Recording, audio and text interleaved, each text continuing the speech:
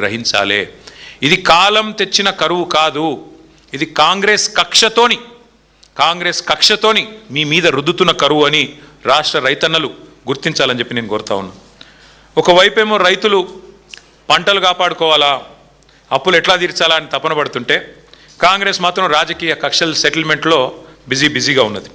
ఇవాళ ఒక్క మాట మేము రేవంత్ రెడ్డి గారిని స్పష్టంగా సూటిగా అడుగుతా ఉన్నాం. నువ్వు అన్నట్టు సరే, ఒక్క నిమిషం నువ్వు చెప్పిన అబద్ధం నిజమే అనుకుందాం.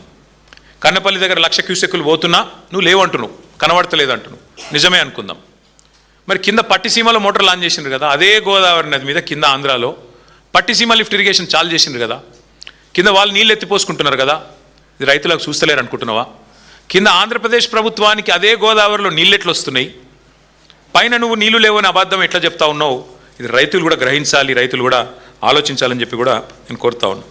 ఇవాళ రైతులకు అర్థమైంది కాబట్టి శాపనార్థాలు పెడుతున్నారు. ఈ ప్రభుత్వం దుర్మార్గమైన ప్రభుత్వం, కక్ష తీర్చుకుంటున్నది. 31 నెలలు అయింది అధికారంలోకి వచ్చి.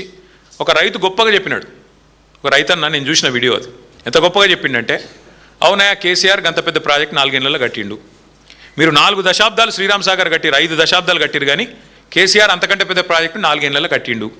కట్టినాక ఏదో చిన్న ప్రాబ్లం వచ్చింది, వస్తే నీకు సదరొస్తలేదా? ఆడ సిమెంట్ లేదా, సుతారీలు లేరా, నీకు ఇంజనీర్లు లేరా అని చెప్పి నిలదీసిండు ఒక సామాన్య రైతు. అది తట్టుకోలేక ఫ్రస్ట్రేషన్లో ఉన్నాడు రేవంత్ రెడ్డి గారు. దిక్కుమాలిన డైలాగులు కొడుతున్నాడు. ఆయన మాట్లాడుతుంటే నిజంగా నాకు నవ్వాలో ఏడవాలో అర్థం కాలేదు. మొన్న ప్రెస్ మీట్ పెట్టి పక్కన మంత్రులందరినీ కూర్చోబెట్టుకొని తన అజ్ఞాన ప్రదర్శన చేసిండు. కాళేశ్వరం ప్రాజెక్టు ఆయనకు నిజంగా తల తోక ఏది తెలియదని మళ్ళొకసారి అర్థమైంది. ఏమంటాడు ఆ రోజు? వరద నీటిని ఎత్తిపోయడానికే కదా కాళేశ్వరం అని మాట్లాడుతున్నాడు. రేవంత్ రెడ్డి గారు, మీకు మళ్ళొకసారి చెప్తున్నా, దయచేసి వినండి, విని తెలుసుకోండి. పోనీ నేను చెప్పేది వినడం మీకు ఇష్టం లేకపోతే, మా పార్టీ వాళ్ళు చెప్పేది వినడం మీకు ఇష్టం లేకపోతే, దయచేసి మీ ఇంజనీర్లను పిలిపించుకొని ట్యూషన్ చెప్పించుకో. కాళేశ్వరం ఎంత గొప్ప ప్రాజెక్ట్ అంటే 3 రకాల పరిస్థితులను కూడా సద్వినియోగం చేసుకునే ఒక అద్భుతమైన ప్రాజెక్ట్ కాళేశ్వరం. ఎక్సెస్ రెయిన్ఫాల్ ఉంటే, నార్మల్ కంటే అధిక వర్షపాతం నమోదైతే, ఫ్లడ్ వస్తే శ్రీరామ్ సాగర్ నుంచే ఫ్లడ్ ఫ్లో కెనాల్ ద్వారా డైరెక్ట్గా మిడ్మానేర్కి వస్తాయి నీళ్లు. మిడ్మానేర్ నుంచి గోదావరి నీళ్లను పైకి లిఫ్ట్ చేసుకోవచ్చు.